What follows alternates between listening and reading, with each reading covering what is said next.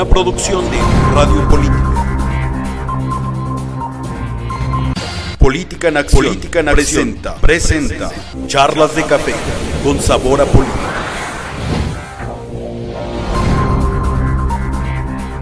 Con el periodista Humberto Hernández Pimentel. Es momento de que la noticia se viva a detalle. A profundidad. Somos actores importantes y ninguna reforma podrá tener éxito contra la voluntad de los maestros y los padres de familia. Porque la noticia no puede esperar. Comenzamos. Charlas de Café con sabor a política. Hola, muy buenas tardes. Con el gusto de saludarlos, estimados televidentes, radioescuchas. Estamos aquí para seguir promoviendo nuestro programa Charlas de Café con sabor a político. Licenciado, muy buenas tardes. Muy buenas tardes y bueno, pues con el gusto de siempre por aquí contigo, compañero Carlos, y ante este auditorio tan importante para hacer algunas reflexiones muy propias del momento. Muy propias del momento, y recordemos que siempre son charlas, sí, a través del café. El café es un vínculo de esto. Fíjate que hoy estamos viendo que es 11 de septiembre y tenemos dos fechas muy importantes.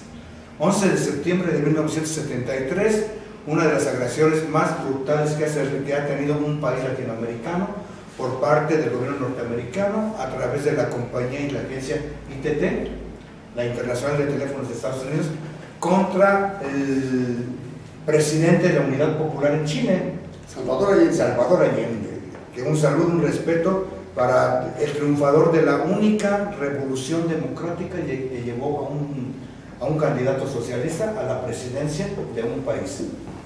Efectivamente, pues es un símbolo de la lucha política, de la lucha por la democracia en América Latina, de que los gobernantes hayan pues volteado su mirada para todo un pueblo y que todo un pueblo haya hecho un ejercicio democrático tan importante para llevar a un candidato como él de Unidad Popular. Sí, claro, o sea, y era muy importante porque en ese momento histórico estábamos nosotros viendo, y muchos de nuestros países habían sido asumidos por los famosos gorilatos. Los gorilatos que hacían golpes de estado militares, y que precisamente parte de la diferencia de la aportación de la revolución que genera pacíficamente a través de la emisión de un voto con el doctor Salvador Allende, que lamentablemente lo obligan a suicidarse, protegiendo los valores fundamentales de una revolución tan importante y tan trascendente que marcó toda la vida política del continente americano. Teníamos una anterior revolución que había ganado, que había triunfado, que era la revolución cubana, ¿verdad? Eso que era bastante importante, bastante interesante.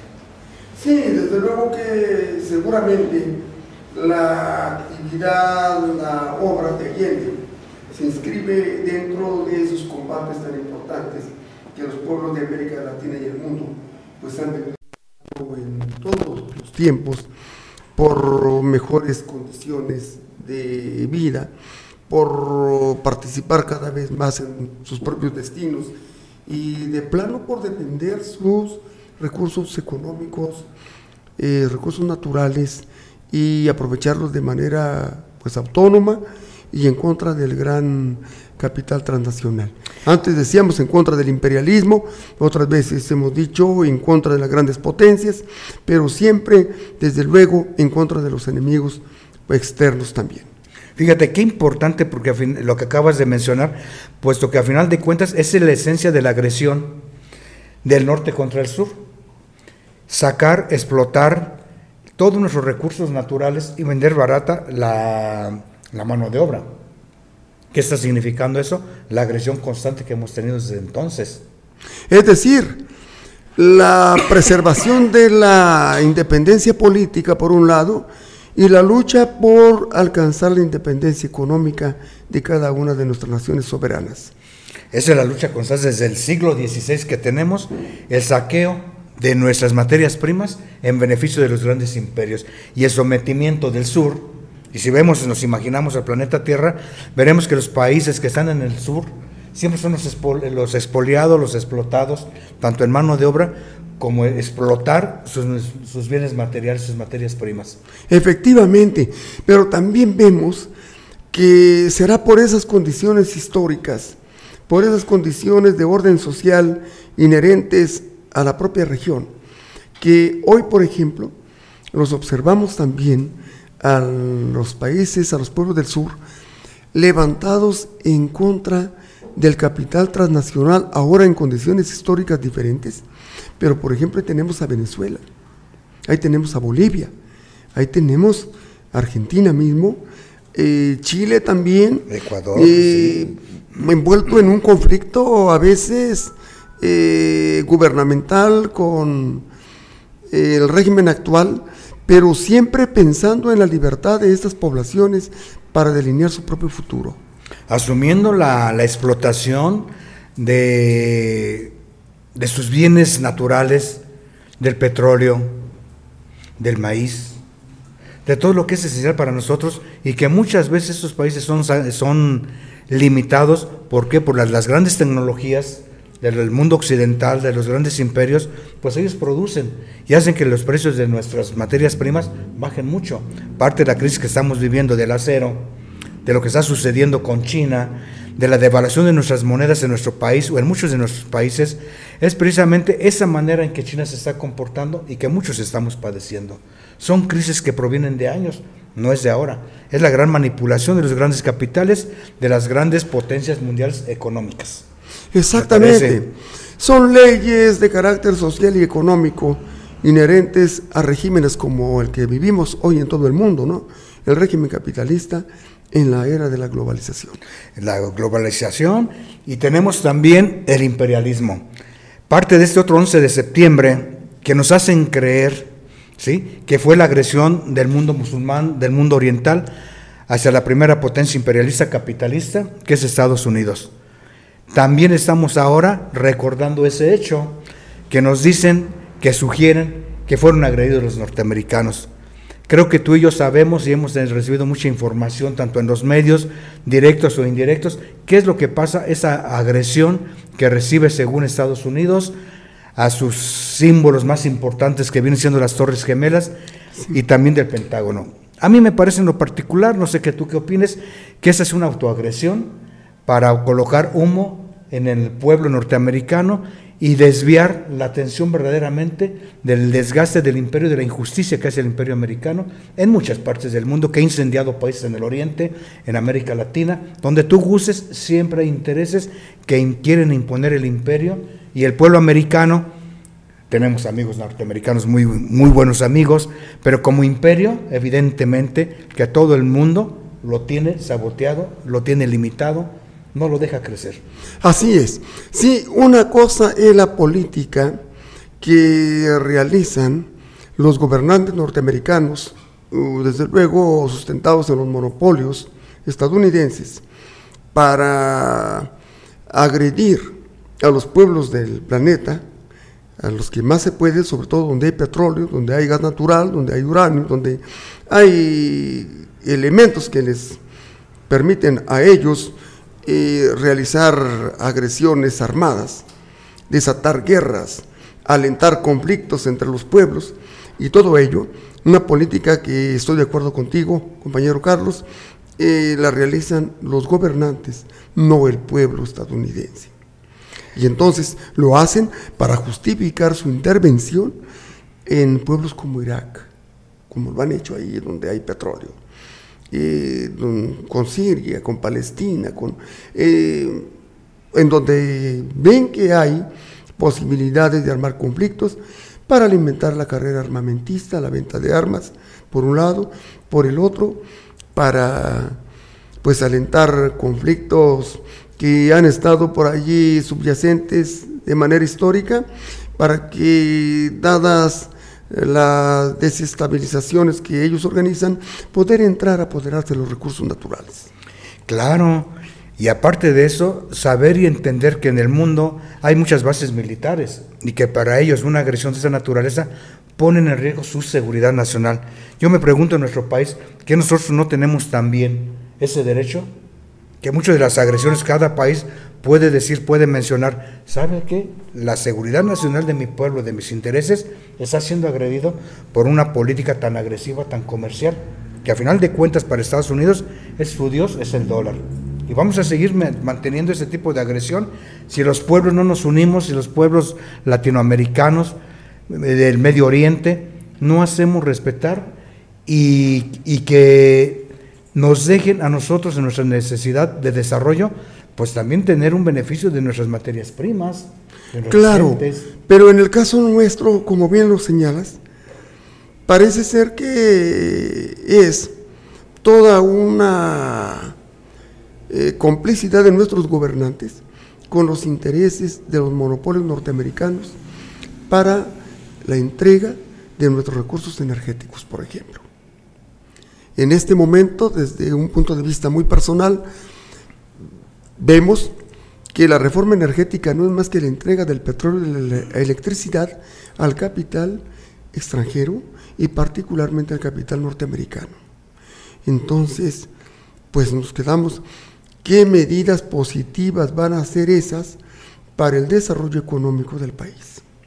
Ese es, cuando tú me dices la palabra país, yo estoy viendo y pensando en el pueblo, la población, cuáles serán los beneficios directos a su bolsillo, a su consumo de luz, de gasolinas, de diésel, para la industria, para la agricultura. Y estamos viendo que no es posible.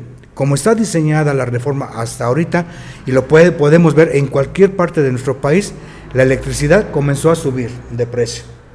La gasolina, ¿sí? ¿Qué es lo que está pasando? Estamos consumiendo gasolina y parte de los derivados del petróleo brasileños, norteamericanos. ¿Eso qué nos está diciendo? Que no tenemos la tecnología suficiente para que la explotación de los hidrocarburos, del petróleo y sus derivados sea en beneficio directo de generar una mayor estabilidad económica a la población, al grueso de la población nuestra. Ese tipo de crisis, fíjate que hace que la gente vayamos tomando mayor conciencia, parte del despertar, parte de una posición crítica. Hacer política en nuestro país no solamente es la política tradicional de los partidos. Exacto. Con el PRI, el PRD, esos tres partidos junto con el PAN, parece que fueron los que diseñaran o tienen ellos la posición de propiedad de la situación política. Política somos todos los que hablamos, comentamos y los que no lo hacen tan bien. Son situaciones políticas, debemos de entender parte de la educación del desarrollo nuestro, que política es hacer, opinar o también callar. Así es, porque ya nos legó el gran Aristóteles en la antigua Grecia aquella expresión de que pues los seres humanos, el hombre es un animal político por naturaleza, ¿no? Y las acciones estamos viendo. Así es. Mira, parte de lo que estamos charlando y de lo que tú estás mencionando, estábamos llegando a la política que en un momento dado la mexicana, la que se está desarrollando en nuestro país, es una política ratonera que cada quien hace y lleva beneficio a su propio agujerito. Estamos hablando en nuestro estado, parte de lo que charlamos y escuchamos en el café, ¿qué está pasando con las notarías? ¿Qué va a pasar con este emplacamiento de los nuevos carros? ¿Qué es lo que está sucediendo? Ese tipo de politiquería que no está sirviendo más que de dar gracias a los amiguitos, a las amiguitas, y llevarse dinero, parece ser que no lo hay. Y no lo hay, no porque el pueblo no pague sus impuestos, sino porque han sido incompetentes, no han sabido administrar. Los políticos recuerden que son empleados, y también no lo debemos olvidar, el pueblo son nuestros empleados, su obligación es ser transparentes de lo que están administrando. ¿Qué está pasando con las notarías? En un principio se nos iba a decir que era probable y que hay una ley que iba a limitar la entrega, pero tramposamente nuestro gobernador, o nuestro gobernadorcito, que ha querido funcionar como gobernador estos últimos tiempos, para querer otorgar, y existe la posibilidad real de otorgar notarías a sus amigos. Bueno, eso es por una parte, desde luego, algo de conflicto del acontecer de hoy en la política gubernamental, el asunto de las notarías, efectivamente. Ya parece que dio marcha atrás la idea de reemplacamiento. Ya parece que dice el doctor Jara que siempre pues no, que porque ha habido conflicto, ha habido reacciones masivas de la gente pues muy importantes y que pues mejor ya no. Pero está ocurriendo otro fenómeno, compañero Carlos, grave en los últimos días del gobierno del doctor Jara. Consiste en que centenares de maestros están reclamando el pago de adeudos salariales. Ellos dicen que a los que se les hicieron pagos ya se les entregaron cheques sin fondos. A otros ni siquiera les dieron ese tipo de documentos y no tienen ninguna garantía de pago de los servicios ya devengados o salarios ya devengados. Entonces, ¿qué es lo que pasa? Que ellos están dispuestos a mantener un plantón a las afueras del Palacio de Gobierno para evitar que el doctor Jara se vaya en una semana más y los deje conflictuados con esta falta de pagos, y están dispuestos a permanecer allí en estos días patrios. Ellos no quieren saber qué pasará si no se les paga o si el gobierno utiliza medidas represivas para desalojarlos. Ellos no les importa ya, han manifestado esta mañana, lo que puede ocurrir, y entonces ponen graves conflictos a la administración de Jara en los últimos días. ¿Qué acaso la política no es una disciplina para el bien gobernar, para planear bien los actos de gobierno, para entender que los actos de la administración tienen que cuidarse en lo que se refiere a los recursos económicos y humanos para efectuarlos? ¿Por qué saquear las arcas del erario público y dejar de veras en estado deficitario a las instituciones y aún a los probadores o proveedores con carencias de pago? Fíjate que es parte de las situaciones tan tristes, tan limitadas, en que la población, que es la que paga ese tipo de incompetencias, de no saber gobernar, de no saber llevar una transparencia de los dineros del pueblo, de los impuestos del pueblo, los que generamos, los que pagamos y que todos pagamos, y que sí tenemos a un grupo de personas que siempre en forma general en nuestro país abusan por incompetentes, por ignorantes, pero a final de cuentas abusivas. Se van creando esas camarillas que yo en forma general siempre les llamo, que no son otra cosa más que mafias para ganar dinero. No importa si saben gobernar o no saben. Van los compadres, van los amiguetes, van los amantes, las amantes, los hijitos, los compadres, para ser beneficiados por esos presupuestos en donde no hay transparencia, cómo se van gastando.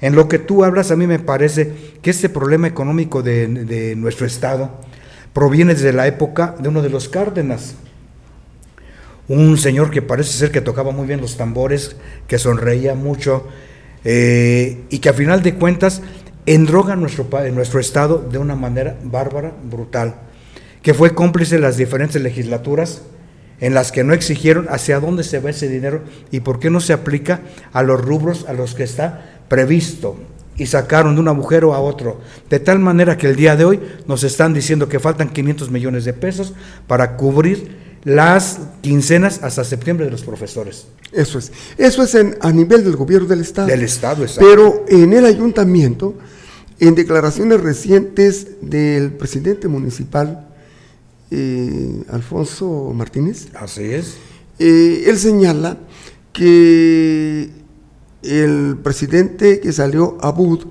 que dejó sin recursos muchas dependencias del ayuntamiento, concretamente a turismo. Y él se queja de que pues por allí hay o pueden resultar actos ilícitos con ese tipo de administraciones. Es decir, que en los políticos tradicionales muchas veces entienden que la labor gubernamental es muy delicada, que hay que cuidarla, que debe ser una labor honesta, que debe ser, como tú decías, transparente a la vista de todo mundo y garantizar de alguna manera que los recursos públicos sean bien administrados. También entonces los empresarios no cantan tan mal las rancheras como dice nuestro pueblo, y entonces ahora tenemos que también vienen a gobernar a ver qué se llevan. Es que eso es, fíjate, la mayor característica de nuestra población. las personas que están ocupando puestos en un momento dado de administración, de generación, la principal motivación que los trae no es de gente bien nacida, sino que simple y sencillamente quieren, pónganme donde hay, que yo me llevo todo. Ahorita que yo hacía la mención de un Cárdenas, es Lázaro Cárdenas Batel, que siendo gobernador de nuestro estado, endroga de una manera increíblemente a nuestro estado, a los tiempos presentes de su época, pero al futuro también, de tal manera que aquellos famosos préstamos de 3.500 millones de pesos, ¿hacia dónde van? ¿Cómo fueron empleados? ¿Por qué nuestro estado a partir de ahí comienza un endeudamiento que es bárbaro y hace sufrir a su población? Esas personas que llegan a administrar, que han sido tan torpes, corruptas, y son corruptas porque no saben gobernar. Y deshonestas. No saben, es que claro, es una característica muy fundamental de esas personas que sabiendo que no lo saben hacer, ni gobernar ni administrar, sí asumen la situación de aceptar un cargo en el que son incompetentes. Lo estamos viendo en la presidencia del país con los nuevos cambios de gabinete, ¿no? Pero yo me estoy ahorita refiriendo a nuestro estado. ¿Qué pasa con las legislaturas que tienen que aceptar o revisar las cuentas de un Lázaro Cárdenas Batel? ¿Qué pasa con una otra persona que le deja la siguiente gobernatura a una persona con el título de maestra, Leonel Godoy Rangel, que será como sea, pero yo nunca lo vi con un comportamiento de maestro, y sin embargo sigue conservando a la misma persona como tesorero, Humberto Suárez. Humberto Suárez lo coloca en el sexenio, entre paréntesis, de Lázaro Cárdenas, sigue con Leonel Godoy, este señor es de Suárez, y sigue también en los primeros meses del licenciado Fausto. ¿Por qué hacen eso? ¿No es perversidad? El mismo tesorero para tapar los mismos agujeros que le iba dejando el anterior. ¿Y qué pasa a final de cuentas? Se acepta, se admite que hubo corrupción, se acepta que se detiene o se le hace un requerimiento a Suárez, al tesorero. ¿Y qué sucede? Este señor, con la mano en la cintura, paga 50 millones de pesos y sale tan feliz. Con una garantía. Casa, una garantía como tal. ¿Y qué pasó? Con la situación de que se ha drogado el Estado y que él era el responsable directo.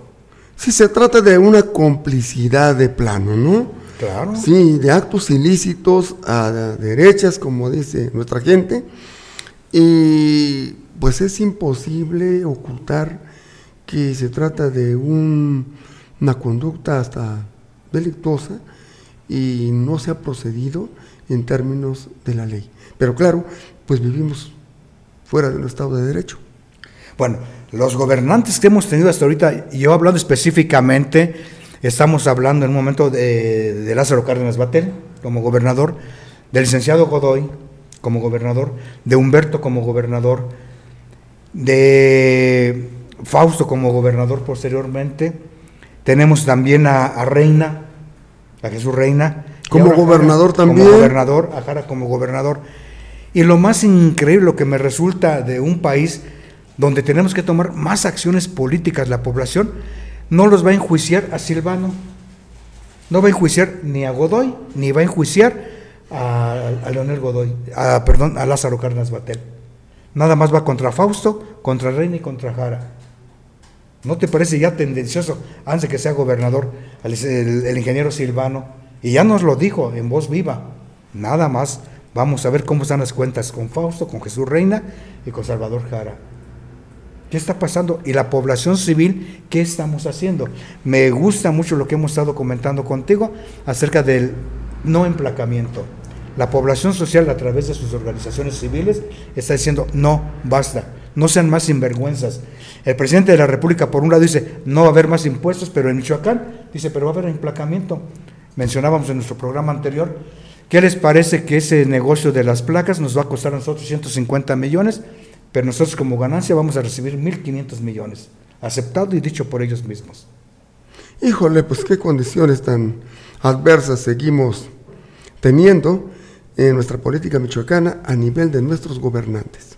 Y entonces, los problemas del Estado, de nuestras poblaciones, en todas las regiones de la entidad, los indígenas, los campesinos, el desarrollo económico, industrial, agropecuario, ese para cuándo lo pensarán atender estos gobernantes, incluyendo al nuevo gobierno. Mira, esa es una de las situaciones más dolorosas para nuestro Estado. ¿Qué está pasando con la gente que sí trabaja, que sí produce? La gente de la costa, los mineros, la cuestión de los lagos, la cuestión de los artesanos, no solamente de la población que es burócrata. Tenemos que englobar que nuestro Estado la componen una gran diversidad de acciones, de actividades y de personas que están produciendo la verdad. Sin embargo, el gobierno no da muestras de ser sensible a las necesidades, a los apoyos y desarrollos.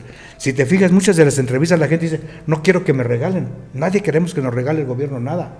Administra convenientemente, generosamente, en función de lo que pagamos todos. No nos están haciendo caso, la gente cada día está más lastimada.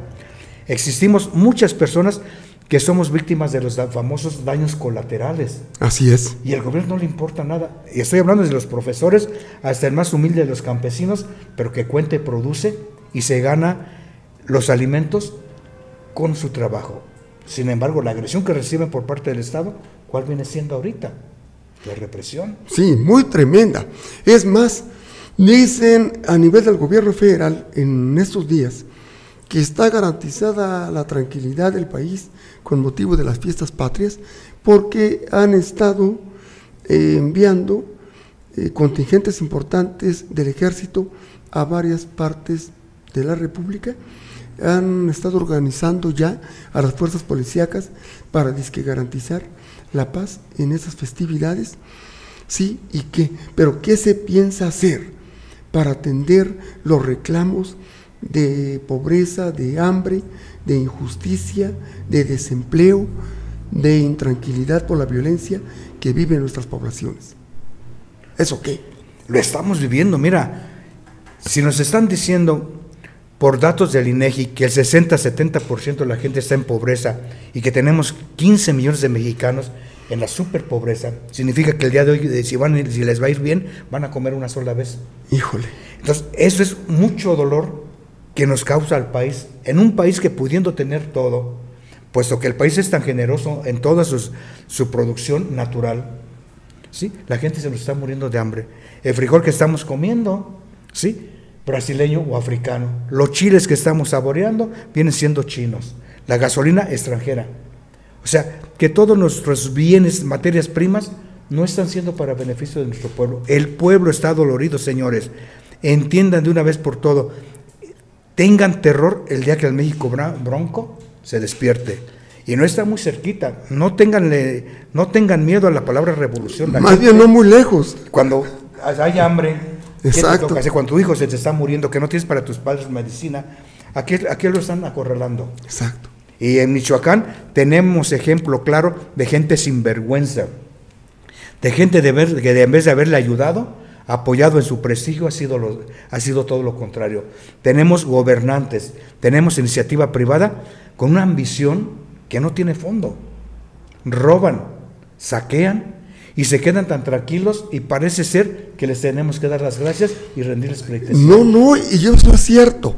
No solo nuestros gobernantes en entidad hacen eso, en muchos casos, sino también el presidente de la República que hemos tenido recientemente, Calderón. Ahora se sabe que casi enajenó, si no la tercera o la cuarta parte de Michoacán, a empresas extranjeras para la explotación minera. ¿Qué tendrá de cierto? Habrá que ver eso, porque es un acto de verdadera traición a los michoacanos haber hecho ese tipo de transacciones. Y bueno, ¿de qué van a vivir nuestras zonas indígenas? Porque resulta que esos son territorios que pertenecen o a zonas indígenas o campesinas, fundamentalmente. Claro, toda la franja de la costa. Existen algunas situaciones muy claras. Mira, cuando estuvo el virrey Castillo, que a nadie le gustó, pero a otros sí les gustó mucho que estuviera aquí, recordemos que el señor viene y presume que retiene barcos con millones de toneladas de mineral, que a final de cuentas no se nos ha informado qué sucedió con ese material, dónde está, dónde lo entregaron, quién fue el ganancioso a final de cuentas de tener ese miles de millones de toneladas, que significa dinero en efectivo. No sé si es dinero sucio o no tan reluciente, pero ¿qué ha pasado con los años anteriores? Parece que sí, tiene de todo.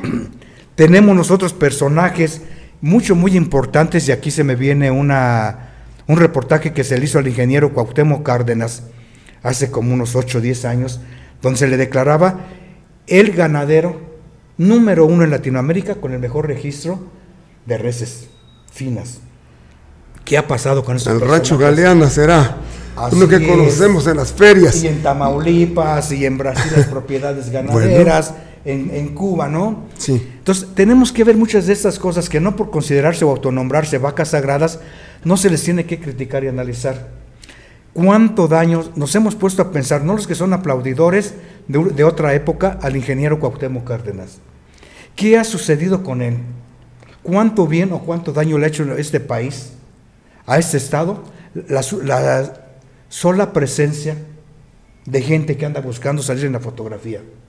Cuando sabemos desde hace años, ¿sí?, en qué trabaja el ingeniero, cuál ha sido su aportación al país, a la Ciudad de México cuando fue regente, cuál ha sido el beneficio directo para su población, para Michoacán, para Morelia cuando fue gobernador, qué ha pasado con los Cárdenas, los hijos, cuando tuvimos un gobernador, y qué está pasando con este último jovencito de los Cárdenas, que nadie sabe en qué trabaja, pero sí está demandando al Estado de Michoacán para que le paguemos al jovencito, sí, la administración de un Teatro Morelos, que nunca hemos visto los cientos de millones de pesos del anterior Cine Colonial, pero que no sabemos verdaderamente qué pasó con aquel primer presupuesto, siendo él el encargado del fideicomiso, al menos así se nombra, y nunca he sabido que un encargado de un fideicomiso tenga que tener un salario, puesto que no es un trabajador.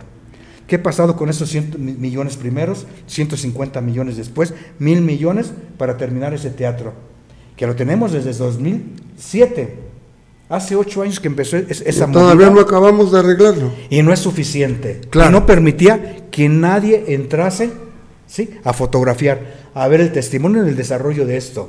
Y te lo digo porque, bueno, tenemos muchas personas que quisieron saber, quisieron conocer, quisieron fotografiar desde el punto de vista histórico cómo van evolucionando esas acciones. Y sin embargo, el jovencito ahora está reclamando 90,000 pesos mensuales por su mal hacer, mal administrar, y que no está haciendo. Esperemos que las autoridades lo traigan a cuentas a él y a su pandilla, que trajo pura gente de México para administrar el desarrollo de este Teatro Matamoros. Y no ha sucedido así. ¿Qué pasó, Cuauhtémoc Cárdenas Batel?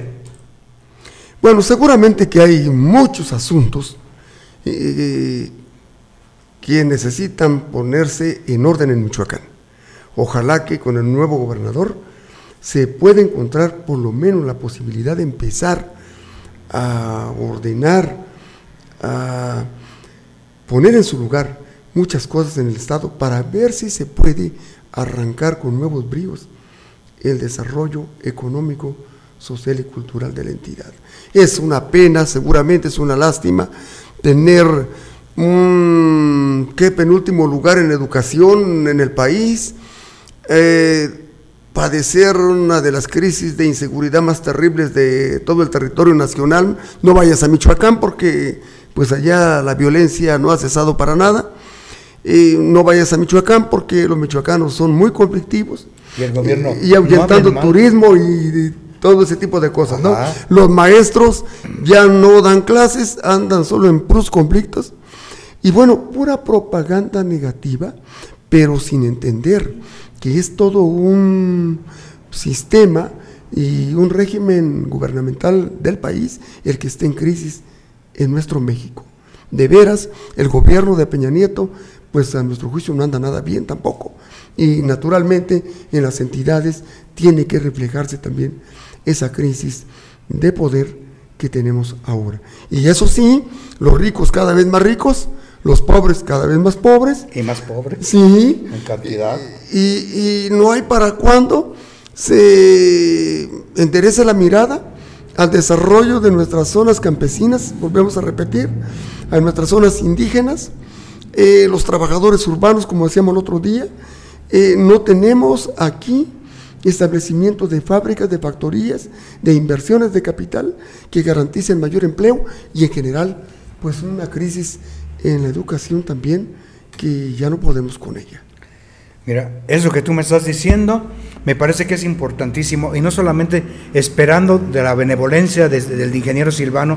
Señor, esta es una exigencia, o pone usted orden, las organizaciones sociales, o pone usted orden, transparencia, y que se vaya a la cárcel, que le tiene que irse, rescate el dinero de esas deudas del Estado. No podemos seguir pensando en la buena generosidad. La gente ya está harta. Ojalá tenga la sensibilidad de entenderlo. O pone usted orden, o le van a poner orden a usted. Efectivamente. Y al presidente de la República igual. No habrá de otras. Licenciado Rogelio, pues mira, ha sido un gusto tener y charlando siempre esto, con problemas y situaciones muy importantes para nuestra comunidad.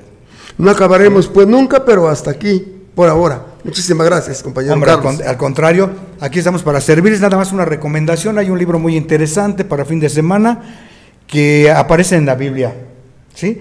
Es un material, es un libro que nos deja experiencias muy interesantes, que se llama El Cantar de los Cantares, ¿sí? Aquí esperemos que haya una reunión. El Cantar de los Cantares es un libro interesantísimo, de lo más erótico que se ha puesto en los tiempos antiguos y modernos. Hasta luego, su servidor Juan Carlos Ortega. Chao. Gracias.